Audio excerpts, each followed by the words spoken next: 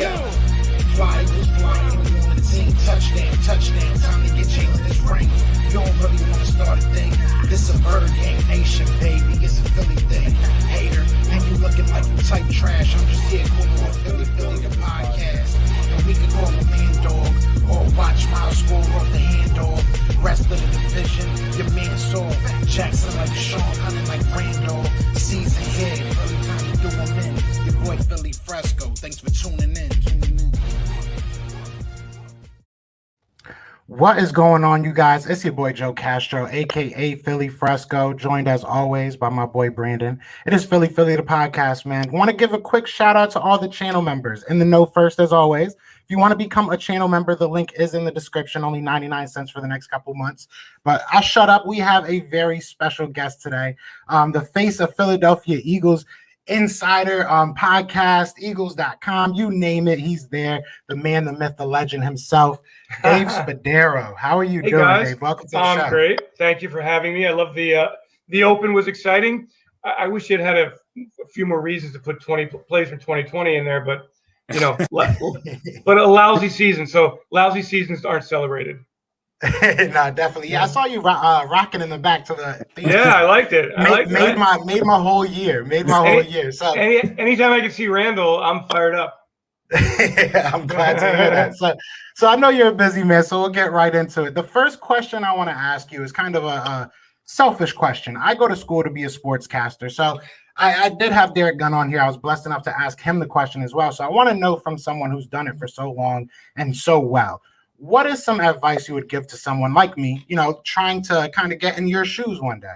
Yeah, Joe, it's a great question, and I hear it a lot. And you know, right now it's really tough with COVID. Like, for example, our offices aren't opening until at least that's what we know, July.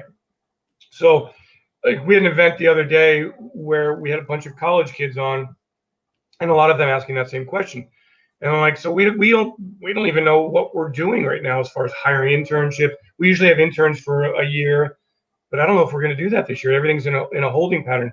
And so to me, like, when I was a kid and the media has changed so much, I went to Temple University. I really didn't care what my grades were. I cared about getting into the business. So the first thing I did when I went to school was get into the business. Campus radio station, hometown newspaper, go intern over at KYW, go to Prism, which is now Comcast Sportsnet, or which is NBC Philly rather. And I had that. So and that's what I always tell kids, like, get into, like, nobody's ever going to ask you what your grades are. Sorry, mom and dad, but they're going to ask you what your experience is. And so my advice is to get as much experience as you can. And the fact that you can do podcasts and you can do, you know, create content on YouTube, you can create your own channel, you can create your own brand on social media. Those are advantages that I did not have. So, and they're really great ways to get noticed. It's just that people think that, hey, I want to do what Dave Spadaro does. Not that, like, I'm not anything special, but, like, you have to create content constantly. And if you build it, they will come. I really believe that. So go out there and build it, and people will show up. And that is how you start to get some recognition. I remember my buddy Adam Kaplan was kind of between situations, right, years ago. So he really attacked Twitter, and he started getting, you know, scoops, and came at you hard, and got hired by ESPN. So it does work. You will get noticed. It's not easy to do, but you've got to be prolific in your content. That's awesome. I could pick your brain all day, but I know the people are here for football. So we'll swing it over to football. I want to talk to you about your interview with Nick Sirianni. It was an incredible interview. You're probably one of the first, if not the first, to really kind of get the real person behind him. So I wanted to kind of ask you, you know, what is it about Nick that kind of makes him different from previous coaches that you've seen and stuff like that? Just, you know, the overall feel of Nick Sirianni. So I've interviewed Nick now in various settings, all virtual, of course, 3 times. And, you know, we had an event last week, for example, with some season ticket members, like a little virtual breakfast with Nick and with his coordinators. And then I did 2 interviews with him. And I know he got panned for his press conference performance. I got to defend the guy. Like, he's not like here. He's not from Dale Carnegie. Okay. He was in an empty auditorium. He's trying to do too much. He's trying to read from a script. He's trying to look up at the screen, So people really went after him, and that really bothered me because I found Nick to be extremely cooperative. And look, I've been around since the days of Buddy Ryan, and I've seen the organization grow. And we ask a lot of our coaches and our players to work with us on our platforms to create content and get it out. Like, it's not just about the non-Eagles affiliated content platforms. We have a big audience too. And so Nick has been great. Like, he gives us tons of time. He answers questions thoughtfully. He probably needs to shorten his answers a bit because he tends to go round and round and round. But I find him to be very authentic. I find him to be just a regular guy who just happens to be a total football junkie. Now, somebody who I would say, like Chip Kelly was also in that way. Chip just never worked well with the organization. And it kind of was like one side against the other side in the Eagles organization. Andy Reid was great. He worked with the two sides. Doug Pederson was great. So what I will tell you that is different about Nick, of course, is his age, number one, 39 years old, and the fact that he surrounded himself with such young coaches, and there's not that like senior level mentor kind of person on his staff. So we'll see. Look, I mean, I can tell you I love the guy all day, and I do. His energy is awesome. He's honest. And I just feel like he's really authentic, and that means a lot to me. He's not polished. Is he going to win games for the Eagles? Hey, I certainly hope so. I believe in him.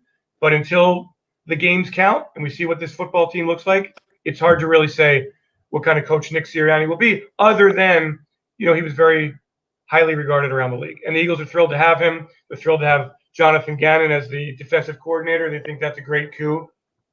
Hey, this football team's got a lot of work to do. And so I think it's only fair to give Nick Sirianni some time to show what he can do. Right. And I mean, like you said, you've been with the Eagles for a while now. You've seen Andy Reid, Doug Pederson, Chip Kelly, and now Nick. How is it as a media member to kind of mesh with all those different personalities to get the most out of them when you're interviewing them and meeting with them? Yeah, so let's see. I actually started doing this back in the 80s with Buddy Ryan as the head coach.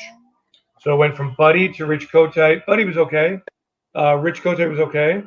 Different era. There wasn't the internet back then. Ray Rhodes was good, actually, and very entertaining. And then Andy came along, so everything changed. Andy's level of professionalism was at a different level than the three previous head coaches. It's interesting now, with COVID this past year, I feel like when I go back to the office, I'm going to forget everybody's name, and I'm going to it's like the world didn't exist prior to March 13th of 2020. But look, for the most part, even Chip was cooperative with the accessibility that we are given as a content team, the Eagles content team. Chip challenged me to be a better interviewer. I couldn't just fly off the cuff with Chip. If you asked him a question he didn't like, he would just not answer you. Whereas Doug was like the consummate nice guy and went out of his way to do things for you. And he was awesome. Doug was the best I've ever worked with. So, I mean, for the most part, pretty good. Everybody knows that, look, I want the Eagles to win. I'm not hiding. I'm a member of the Philadelphia Eagles organization. I want to win the Super Bowl every year, whether that's with you as the head coach and you as the quarterback, Joe, I mean, whoever it is. I mean, I don't care. I just want to win. So I think people recognize that. And I try to stay away from any of the politics and just hope that the coaches are cooperative, which for the most part, they've been really cooperative. And even in the COVID challenge with everything virtual, I mean, I never was able to actually see. I really missed I miss Doug. I think he's a great guy, and I said goodbye to him on a phone call after he was let go. But for a year, I wasn't able to shake his hand and, do a fist bump, and that kind of sucked. But we all went through that in the world. And I know this year is a little different with COVID, but even throughout these coaching changes, how do you see a sense of excitement or maybe a little bit of like, oh man, we really just let this staff go from the players when you're in the locker room and talking with them and everything? So I always look at it this way, honestly. A new coach comes in and everybody has to prove him or herself to the coach. Like, if he doesn't like me, he can certainly get rid of me, and I don't want to get fired. So there's a lot of excitement. There's a lot of, I think, maybe a little bit of nervousness, just because, hey, we don't know what the new coach is going to do. I think that's a good thing in the case of the Philadelphia Eagles, because I think this team got too lax in the last couple of years. Obviously, tons of injuries. Quarterback play with Carson was terrible last year. Jalen came in for the final 4 starts and added some excitement, but hey, the Eagles only won one of those games. So yeah, I mean, everybody's trying to prove themselves, and while there is excitement, I think there's also like, hey, we better be great, or this coach has no tolerance for us. And I think that Nick will actually hold people accountable, players, organization, everybody. I mean, he knows he's in a spot that's got some uphill climbing to do to get the Eagles back.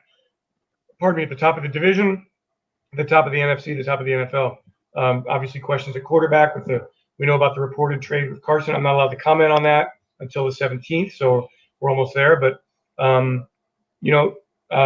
there is excitement, but there's not like, hey, we're just going to cruise into the office or do a half-ass job. You better be at your best, or Nick Sirianni is going to get rid of you. Definitely. Now, I wanted to ask you. You did bring up, Doug Pederson. On, I know a lot of the Eagles fans are probably split on that. It is what it is. I don't want to get into too much of the negative, but I just kind of want to know, how did you kind of sense that before it maybe happened? Was it something that kind of came out of nowhere? What was your real take on that when it did happen? I would say that we had a lot of conversations, off the right. Look, I got to tell you, when we're in office and everything's normal, we sit at the lunch table at the NovaCare complex and talk about the exact same things that you guys talk about, that the fans talk about, that we ask the same questions. Why did he call that play? Why is he using that play? We all do that stuff too. It's only natural, right? Me and other people within the Eagles organization. And as the Eagles were struggling down the stretch so badly, and the offense just really for the last 3 seasons has not been able to get into gear, and you saw Carson's play drop a bit until he had that really good 4-game stretch at the end of 2019. But the mechanics weren't great. The decision-making wasn't great. You go, well, what's happening here? And then, we would watch training camp practices, and they weren't very good, even before COVID. I remember coming out of a practice at Lincoln Financial Field in 2019, walking from the stadium to NovaCare across the parking lot with some scouts and going, why does our offense suck so much right now? What's going on here?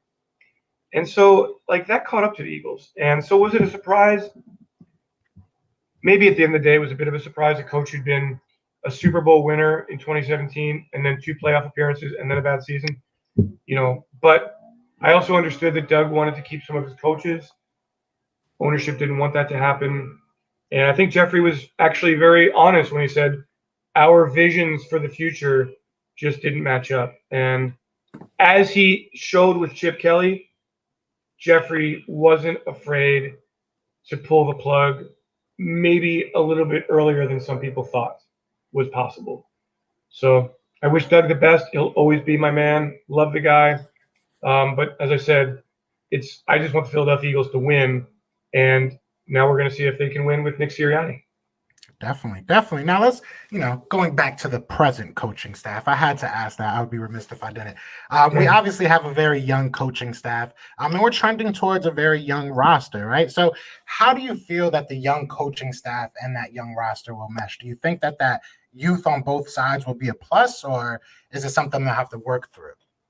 I mean, I think that youth on the field is what wins in the NFL. You have exceptions, okay?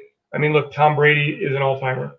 But the Bucs, what the Bucs really did over here in the last couple of years was they drafted really well, and they added some key pieces of free agency. And the Eagles have not had as many good drafts as they want. And they don't have a ton of cap space.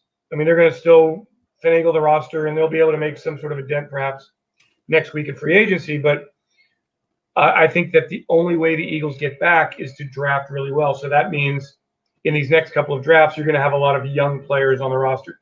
That means you're going to have to see, there's 3 different phases here: acquire good talent, develop that young talent, and then retain that young talent. And so we're in a phase right now where the Eagles, we're seeing them restructure contracts of older players. That can only take you so far. You got to get younger. Now is the time to get younger.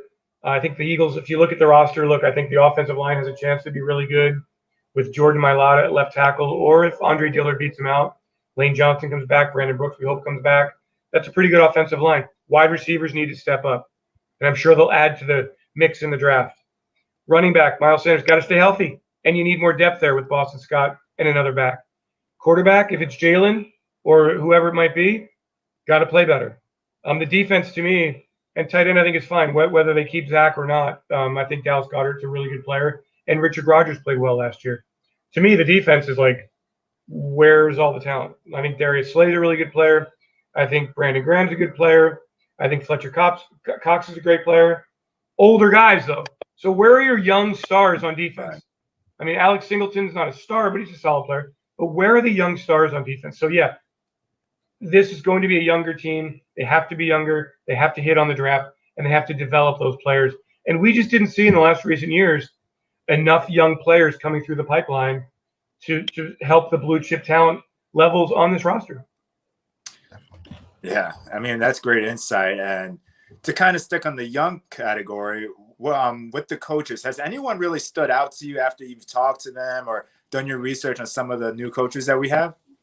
Yeah, I think Jonathan Gannon, the defensive coordinator, on the most recent podcast that I did, Eagles Insider Podcast, which we hope you all subscribe to, we just came out on Monday, and Jonathan was awesome. I mean, we weren't talking specifically about the Eagles. We're not doing that right yet. We're just kind of a get to know the coach. Great background. He was a scout. He was also a coach who worked under some really well-known defensive coordinators. He was in Indianapolis as a coordinator, or as a position coach. Now he's a coordinator here, and I feel like he's a rising star. I just got that feeling from him. So I'm really excited. I think the defense will be more aggressive than it was last year. And look, we all say, hey, Jim Schwartz, hey, we want to see more blitzing. But, well, I mean, we'll see. You be careful what you ask for. I mean, I remember when so many people were like, get Andy Reid out of town. I'm sick of hearing from Andy Reid. Well, okay. You happy about that now? Yeah. But, yeah, I really like Jonathan a lot. And I'm looking forward to meeting Brian Johnson, the quarterback's coach, as well. I've talked to Shane Steichen, who I like a lot.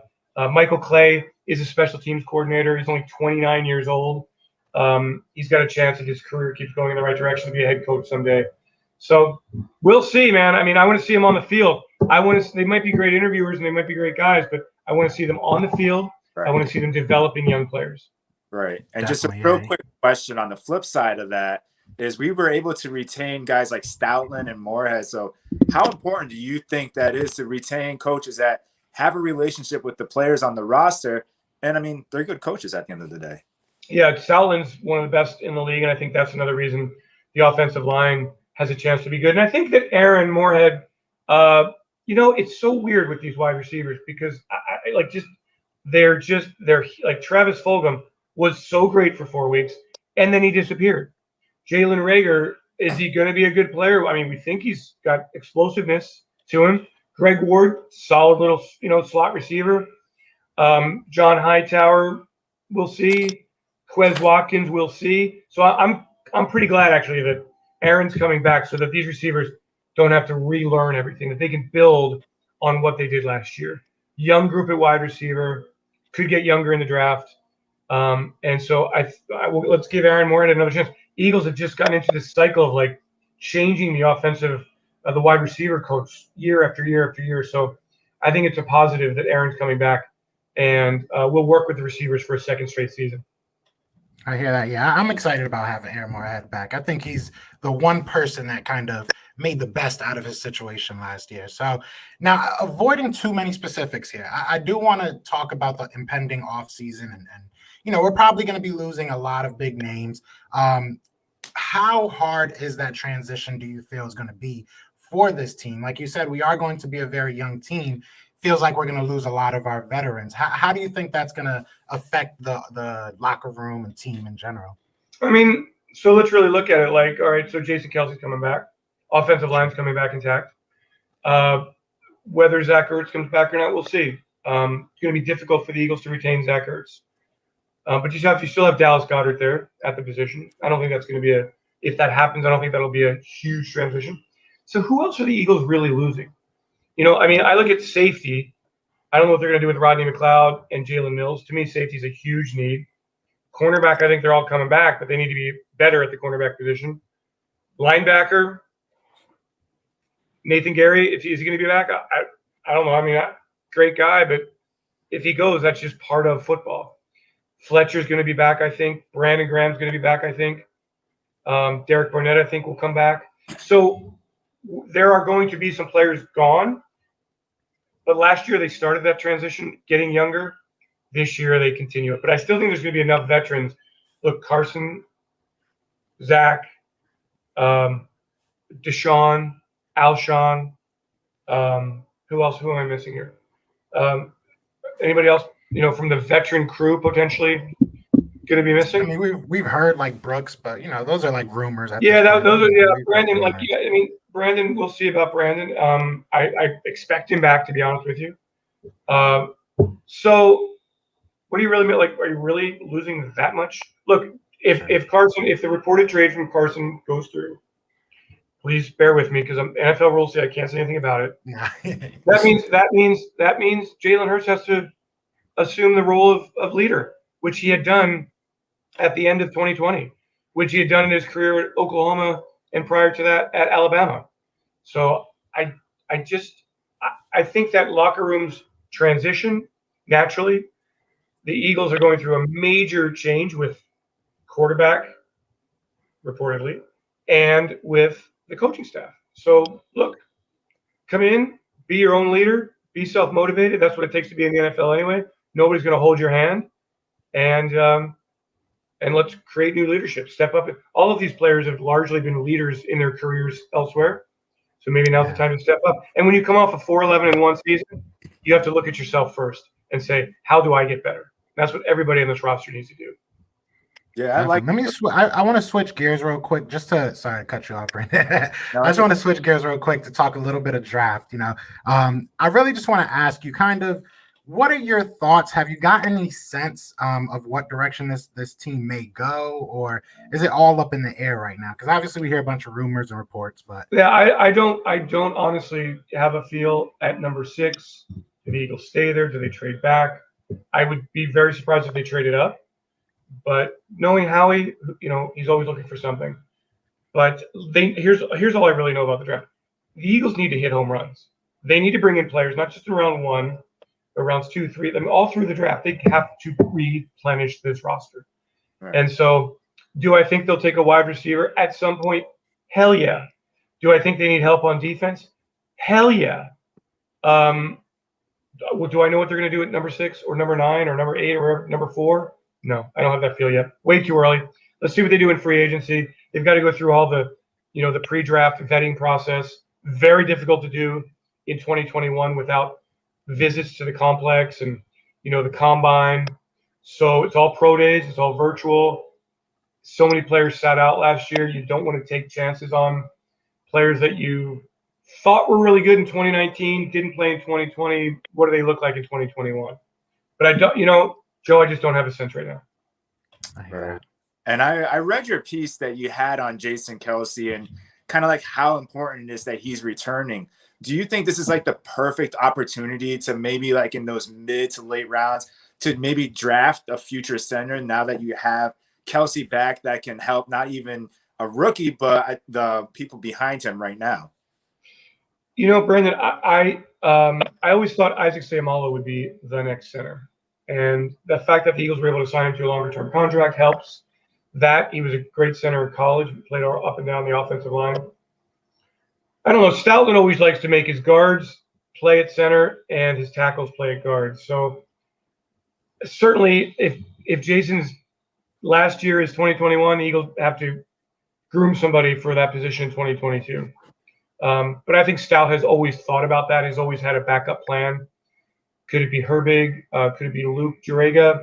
Could it be Seumalo? Don't know. But I guess I'm going to step back and say I trust Jeff Stoutland. The Eagles have always had a really good offensive line. and then to go through what they went through in 2020 with all the injuries and still were okay on the offensive line is very impressive to me.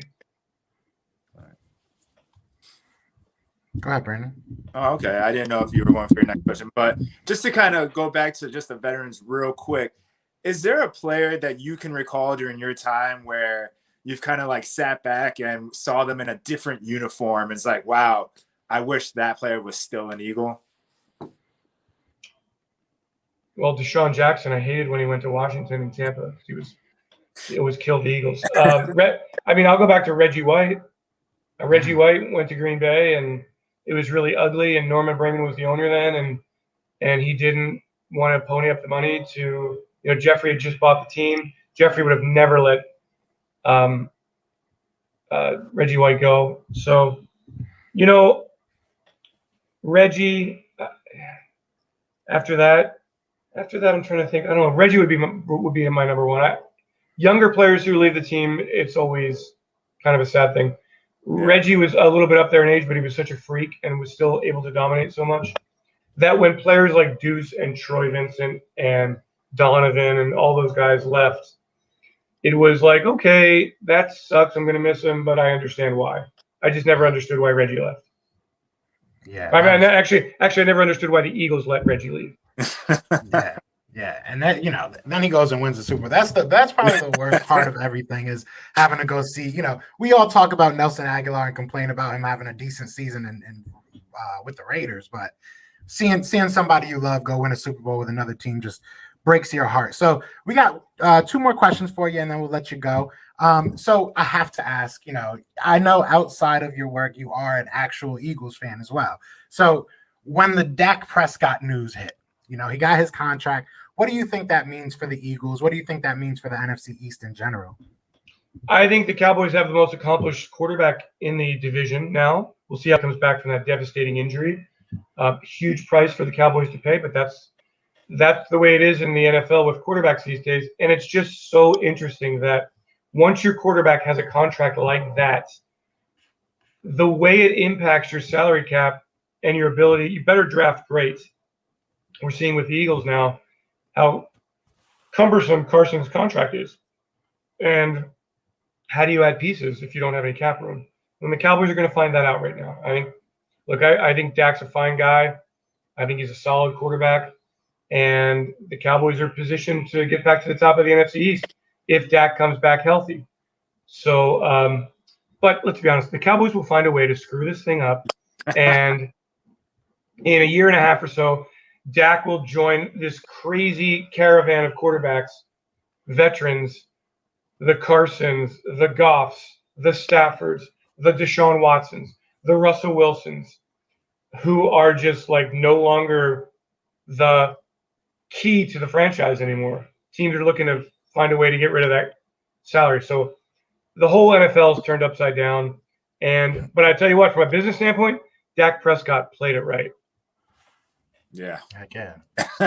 I mean, he got paid. He got the money. He got paid. That's right. He got paid. I mean, that's all he can ask for. But I guess to kind of wrap everything up and kind of circle back to the whole point of this interview, do you think that this roster is more of a retooling, or do you believe that this is like a couple year rebuild? Because I know Jeff mentioned that it could be a couple years, but do you think maybe if this offseason goes well, this could be a couple player plug-in and we could actually maybe compete sooner than later?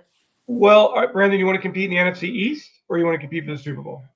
Right? So, I think from a Super Bowl standpoint, if Jalen Hurts is the quarterback, unless he's great, there's going to be a little bit of time here before the Eagles get back to where they need to be.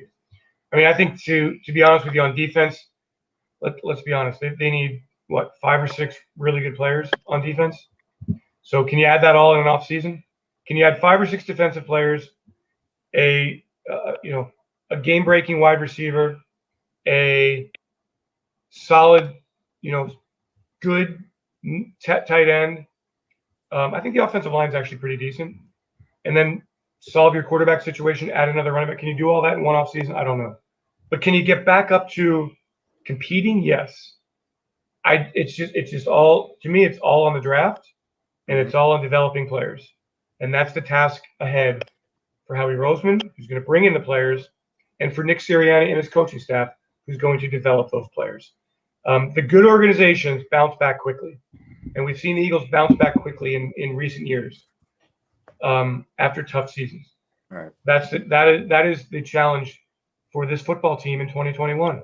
Show that you can bounce back fast.